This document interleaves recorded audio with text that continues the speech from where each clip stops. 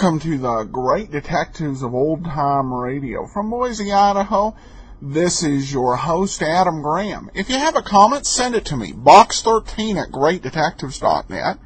You can follow us over on Twitter at Radio Detectives. And become one of our friends on Facebook, facebook.greatdetectives.net. Before we get started with the show, I do want to let you know once again about Johnny Dollar Air. Johnny Dollar Air is powered by Priceline and allows you to name your own prices on hotels, rental cars, airline tickets, and even more, or choose from published fares. Plus, purchases made there do help support the Great Detectives of Old Time Radio. So remember, when you make your travel plans, JohnnyDollarAir.com. That's JohnnyDollarAir.com. Well, let's get into today's episode of yours truly, Johnny Dollar, the Adam Kegg Matter. From Hollywood, it's time now for Edmund O'Brien as... Johnny Dollar. Al Beckney, Johnny. Grand East. Oh, yes, Al. What or whom did you insure that you shouldn't have? What? Or are you inviting me to dinner? I get three kinds of phone calls, social, business, and people who want money, creditors or otherwise. And I don't owe you any money. I didn't mean to insult you. You haven't. What is it? You read about the Kegg burglary in New York, haven't you? The papers say those jewels aren't insured. Well, they are, by us. $125,000. You want a job? You don't need me. The police are working on it, aren't they? Yeah, but in the wrong direction. We think we've got a line on this stuff, Johnny, and we need somebody to go check on it. Are you free? Unemployed, yes, but not free. Where do we start?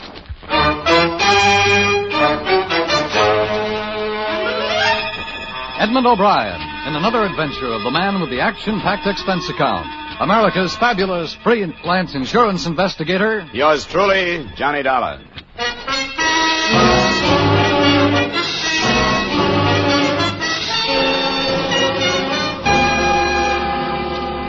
Expense account submitted by Special Investigator Johnny Dollar to Home Office, Grand East All Risk Insurance Company, Hartford, Connecticut.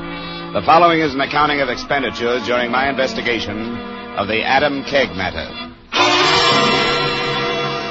Expense account item 1, $34, transportation as instructed from Hartford to New York and the Parkview Manor, an apartment hotel on 59th. Your man Begney met me in the lobby. Well,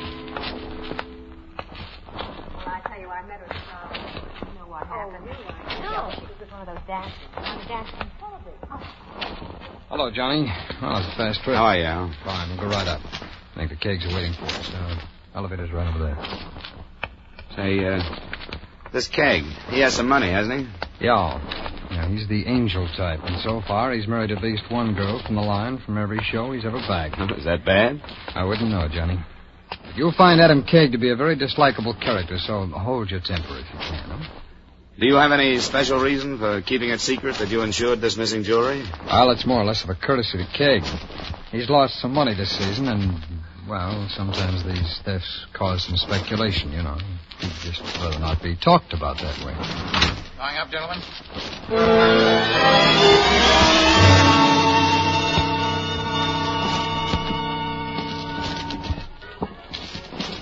642. This is it.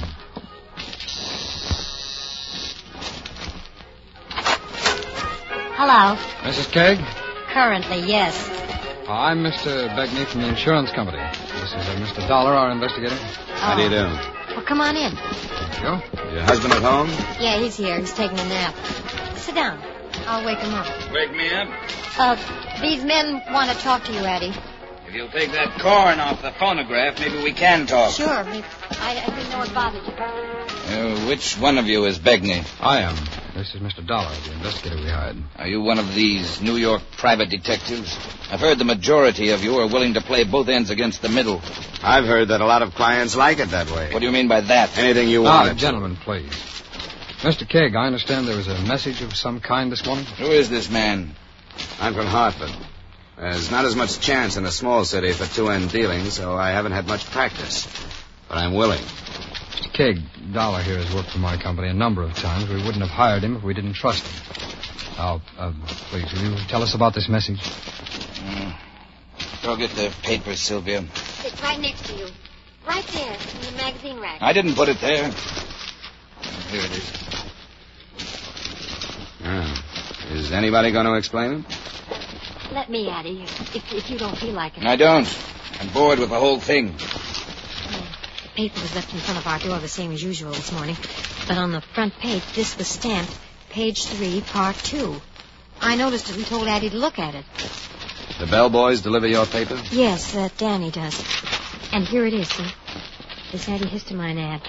Inhiston. You see, the I and the N have been crossed out. And these other words, so it reads, Histon stops at sign of your cold cash.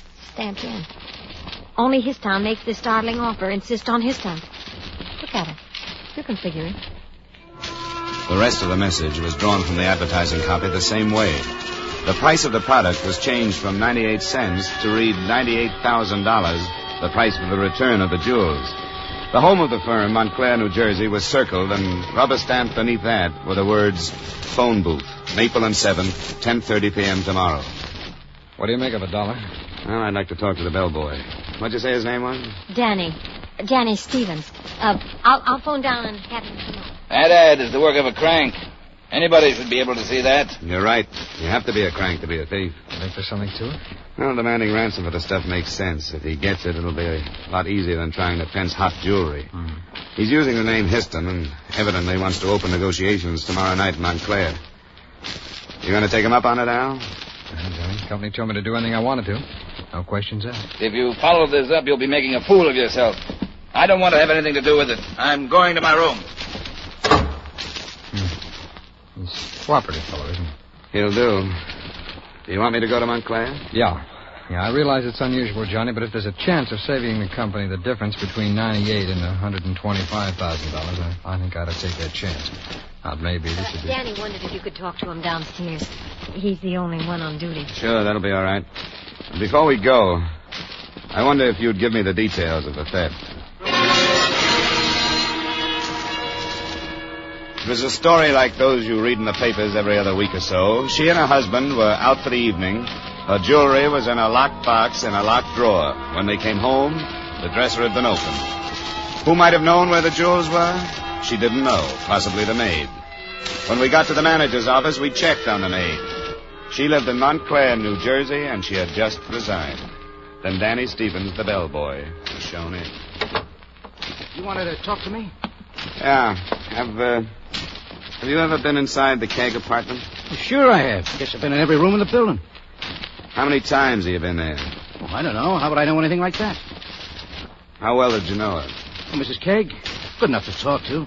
Had a cigarette with her once. You don't think I had anything to do with this, do you? You put the paper in front of the door every morning? Yeah, that's right. How about this morning? Well, when I got up there, paper was there already. I didn't think much about it because I figured maybe the night man had gone up there and left it. Had he? No. As soon as Mr. Kegg called about what was in the paper, I asked, and Jim hadn't been up there at all. That's what he said, anyway. Where do you live? In Queens. Look, mister, the cops asked me all this stuff. I don't know anything about it. You're wasting your time. You'll be around here, won't you? Yeah, sure I will. I live here. I plan to make a career out of hotel work. I won't leave.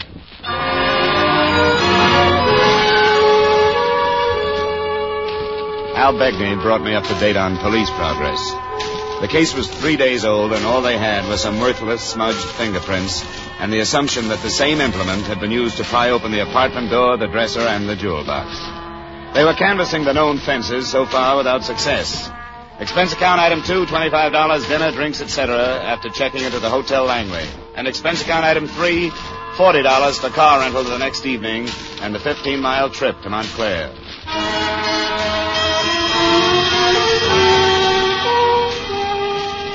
The Maple and 7th, rubber-stamped into the contrived message, was an intersection that boasted 3 stores closed for the night, and on the 4th corner, a bowling alley. The only visible phone booth was on the sidewalk near the entrance to the alleys. As I stepped inside, I noticed a pair of headlights snap on a few yards up the street, and a half minute later, the car pulled out and double-parked near me. You calling out or waiting? Waiting for a call. Why? Who from? Somebody named Histon. I'm your man. Go on.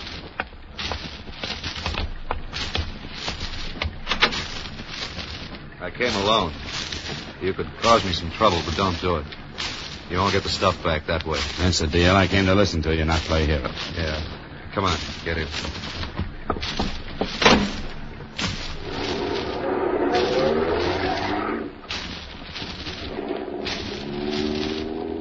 Why'd he send you? Kegg? He didn't send me. I'm an insurance investigator. I thought those things weren't insured. They are. That makes sense, I guess. Guys like Kegg don't leave themselves open to get hurt. Always somebody else. You know him? I know what he is. I'll pull in this alley. Yeah, we can talk here for a few minutes. Now, who's going to pay the money? The insurance company, if anybody does. How much do you expect me to sell? I don't know what you mean. I mean, what kind of a bargain do we make? Does the company in Kegg tell the cops to drop it? I won't promise you that. You can't start something like this and have it all stop when you gouge $98,000 out of somebody. I'm not thinking so much about myself. Oh, you mean you pulled this heist for somebody else? No, I didn't pull it for anybody. It's a little too late to worry about whoever sold you information, isn't it? How close are they? Don't be stupid. Wouldn't take a junior G-man long to figure it. It had to be somebody who knew what Kegg's wife had, where she kept it, and probably when they were going to be away from the apartment. Who do they think did that? I didn't ask them. I came here to find out how you want to handle this thing. I don't like it. I'll have to think about it. $98,000. How long do you have to think? Where can I get you by phone? What's your name? Name's Dollar. I'm registered at the Hotel Langley in New York. Okay. I'll call you. I'll try and make it sometime tomorrow. That's all? Yeah. How about driving me back to 7th and Maple? I left my car there. Take you there so you can follow me? Get out. You'll be better off with a little walk.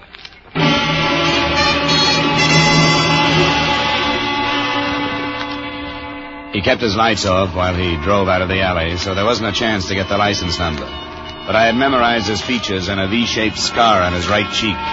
It was 10:45 when I got back to my car. Not too late, I hope, to call on Miss Millicent Weaver, the maid who had recently resigned her job at the Kegg's Hotel. But I've been through all this with the police. I don't think it's right somebody can be pushed around and nagged like this. Do the police know you quit your job? It's none of their business. They'll be back to you when they find out. They'll want to know why you did. It was entirely personal with me. It didn't have anything to do with the trouble, except that when the police started to insult me, I realized how public my life was in a hotel of that type. Well, that's not very good. It sounds like you quit to get away from their questions. That isn't so.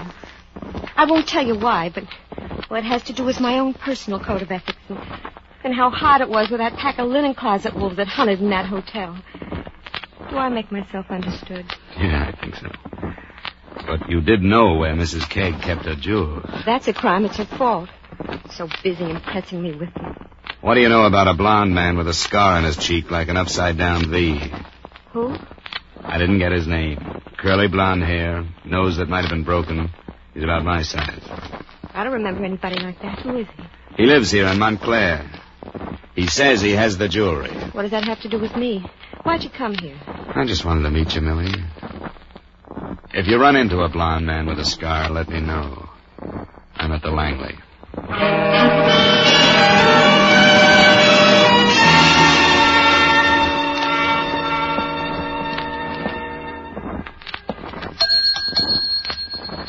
Good evening, sir. Key, please, 412. Yes, sir, right away.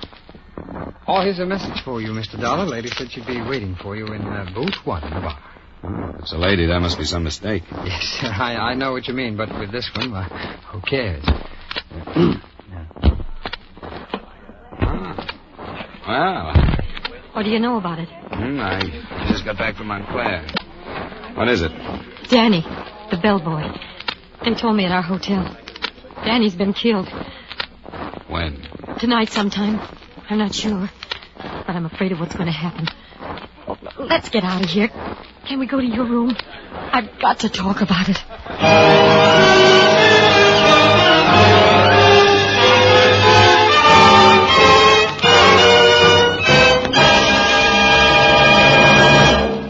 We'll return you to the second act of yours truly, Johnny Dollar, in just a moment. But first, Hopalong Cassidy will come riding up to the door at CBS, the Star's address, again later this evening, with another fascinating Western adventure. Hopalong Cassidy, starring William Boyd, is heard every Saturday evening on most of these same CBS stations, where you'll also find Gene Autry, Vaughn Monroe, Lucille Ball, the Gangbuster Stories, and Sing It Again. Now, with our star, Edmund O'Brien, we return you to the second act of yours truly, Johnny Dollar.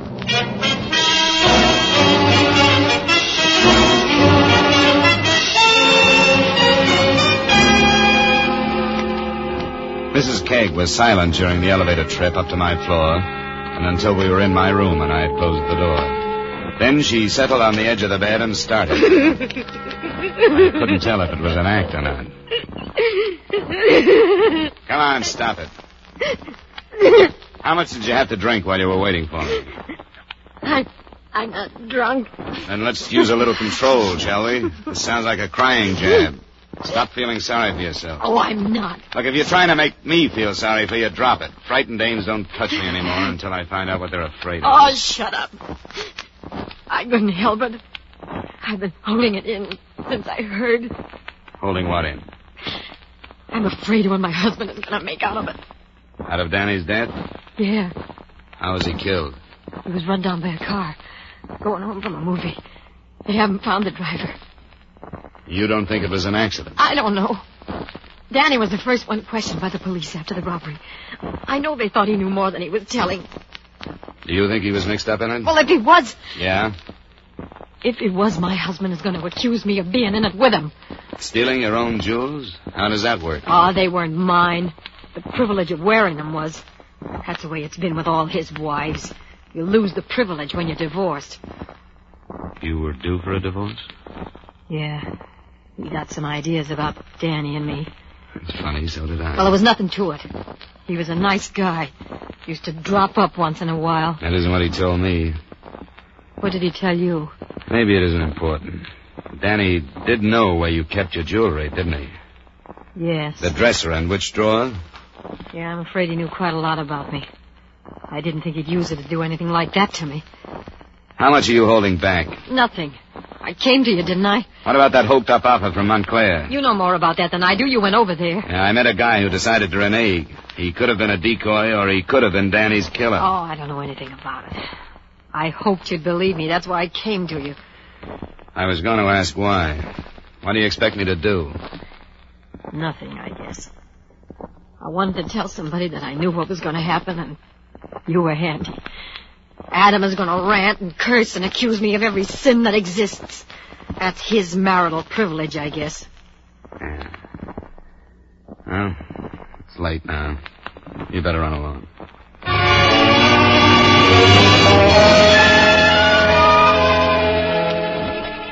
The police played it cagey. If they did suspect that Danny Stevens' death was linked with the burglary, there was no mention of it in the papers the next morning. So after breakfast, I settled back to await developments. At 10, my phone rang. Johnny Dollar. Mr. Dollar? Yeah? 1 moment, please. I have a call from Hartford. Go ahead, please. Hello, Dollar. Al Beckney. Yeah. Adam Kegg just phoned me. Oh? He's willing to drop the whole thing. What? Says he won't press a claim against the company. Oh, now, wait a minute, Al. Let's not plunge. What brought this about? I told you he doesn't want any publicity. He says it's worth it to him to hush it up. You can't do it, Al. What do you mean I can't do it? Well, it's up to you, naturally, but I'll tell you what it's liable to look like. Like your company pulled its investigator off the case rather than uncover a murder. I didn't hear anything about a murder. Well, there's one rattling around in this mess. That bellboy we talked to. No? Well, I see what you mean. That wouldn't look too good, would it? I wouldn't think so. Yeah, well, you're right. You want me to call Kegg back? No, I'll go right over. I'd like to toss it to him myself. I'll let you know how I come out.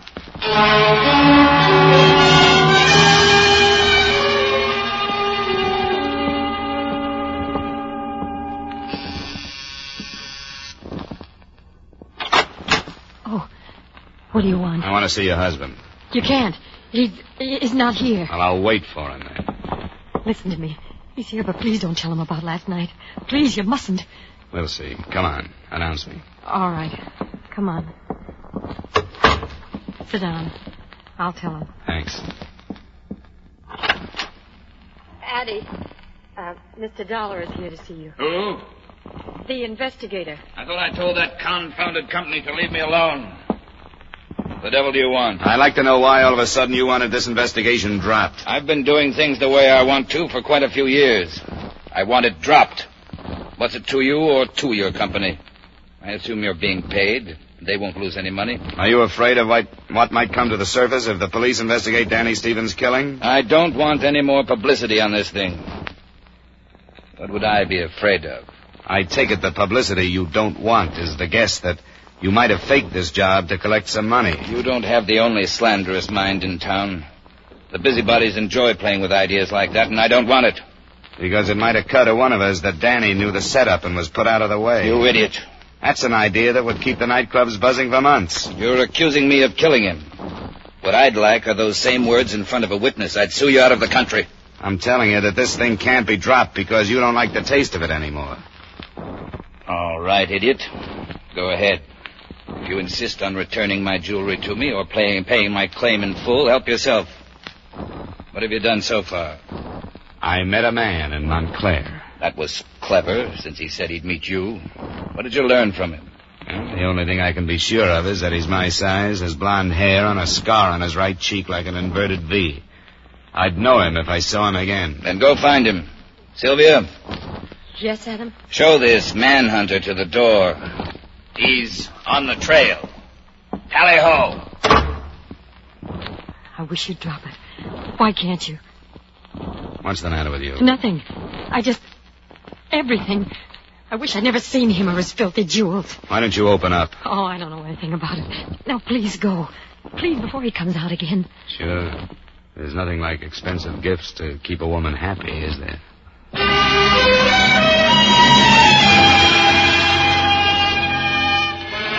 So there I was in the middle of 59th Street with a basket full of suspects. An owner who didn't want to collect on his insurance or recover his stolen property, and an insurance company that wanted to drop the investigation but couldn't. I turned to the only possibly interested parties I could think of, the police. That's very interesting. Why didn't you tell us before you went to Montclair? Well, I'll be honest with you, because I know it won't go beyond this office. We were willing to be a little unethical to save the company some money, and when we did, we were going to make a full report to you. Uh-huh.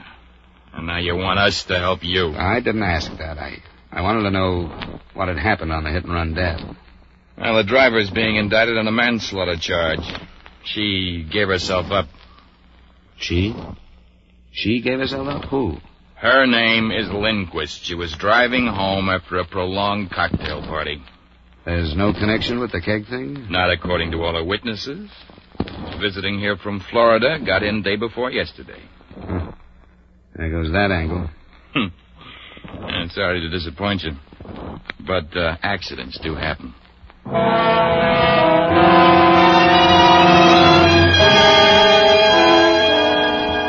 That's when I called the company and agreed that we should give up the case.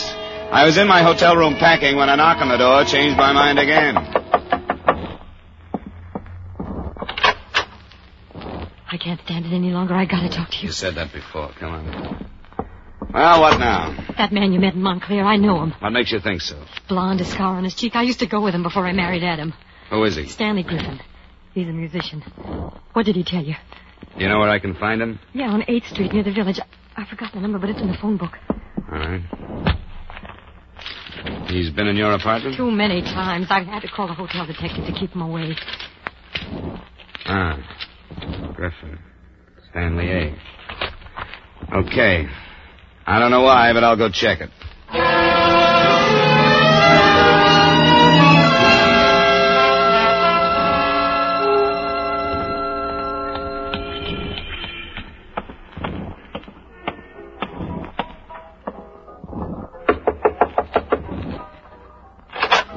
Hey, how'd you get here? Because you're stupid.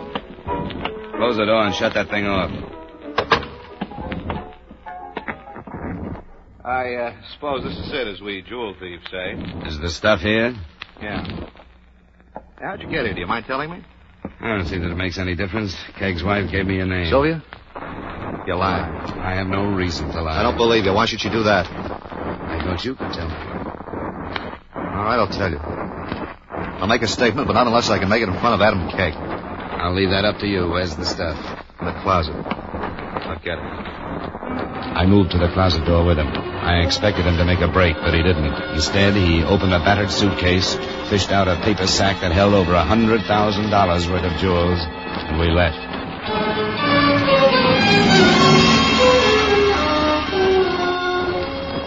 Well, what's this? Your stolen property. This is Stanley Griffin. He has a statement to make to you. Where's Sylvia? Mrs. Kegg is in her room. I think she'd better come out. Why? She was going to share the profit. Dan! I think she should share the failure.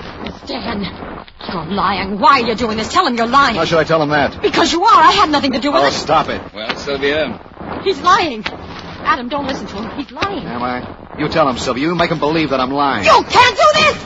Come on. Hey, quit it. Come on. Let go of me! He's lying! He's lying! He's lying! Calm down. You're a rotten loser, Sylvia. You always have been. You're a beautiful winner, but you're a rotten loser. Adam! Where are you going? I'm going to call the police. Adam! Sit down. You said you'd do it, didn't you? You said you'd drag me out of here. I thought you were just high, but you meant it. He's lying, Mr. Dollar. There's no way to prove it, but he's lying. You're right. Everything you've done to date says you're right. You're crazy. I'm not going to take the whole rap, not for her. She told me where she kept the jewelry. She told me where they were going and how late they'd be out. Where did they go? They went to a lot of places. You'll have to do better than that. She'll crack your story if you don't. She told me. I saw them go. But where, Stan? Where could she go so that she could leave all her jewels home for you to pick them up? That must have been part of your plan. Where? Tell him! Get away from me, Dollar. You've got it back. Leave me alone. Stay here. Don't try it. Get away from me. Get up. Why not? Keep him away from me. Yeah. Keep me away while you can, Sylvia.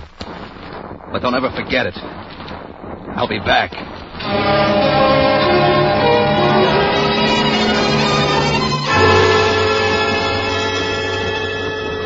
To help the company complete its report on the Kegg matter, I enclose a portion of Stanley Griffin's statement to the police that same afternoon. I don't know why I did it. Yeah, I do. I wanted to get her away from him. I loved her. When she wouldn't listen to me and leave him, she had me thrown out that night. I made up my mind to steal them and make it look like she helped me. So I did. Fixed up that newspaper I had. I was drunk and crazy. And I wanted to see her in prison. With me.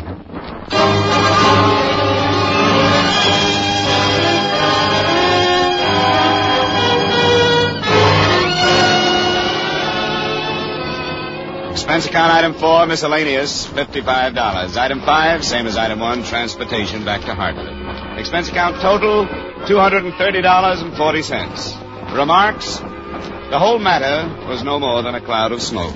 The bellboy's death was inconvenient but accidental. And the burglary was a rare type committed not for profit but for revenge by a jilted man. The company could have saved the above total, but please remit. Yours truly, Johnny Dollar.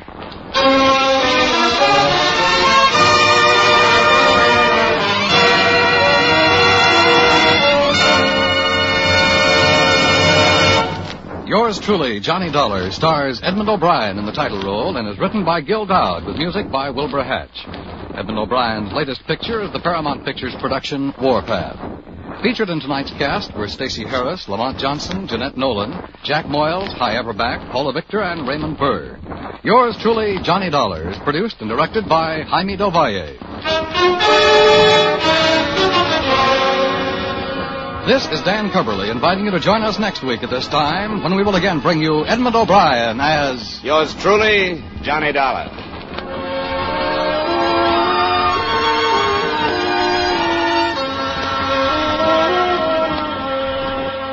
How's for trying to sing it again tonight?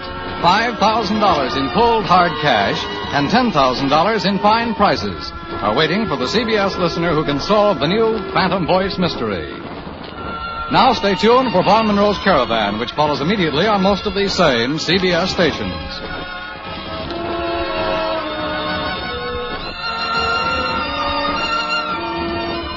This is CBS, where you laugh with Lucille Ball and my favorite husband on Saturday nights, the Columbia Broadcasting System.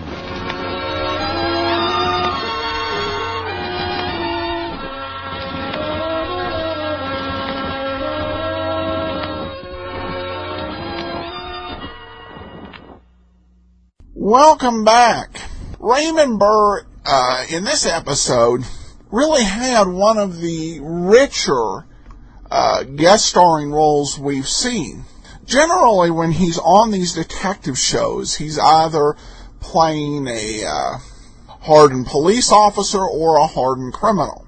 This one, there was a bit of sarcasm and nastiness in the way he played Adam Kegg. It was kind of a little bit of a different role. Of course, he was still a few years away from Perry Mason at this point. I do want to, before we wrap up today, I do want to say special thanks to Phil and Stephen, who both gave a nice tip to the great detectives of old-time radio, and as with all tips of $7 or more, I've gone ahead and sent them the information to access the premium site. So thanks so much, and actually they come from West Coast and East Coast, so great to have listeners all over the country and the world. Well, that'll actually do it for today. We'll be back next week, beginning a brand new detective series, The Adventures of the Abbotts, on Monday, and then next Friday, it's yours truly, Johnny Dollar. From Boise, Idaho, this is your host, Adam Graham, signing off.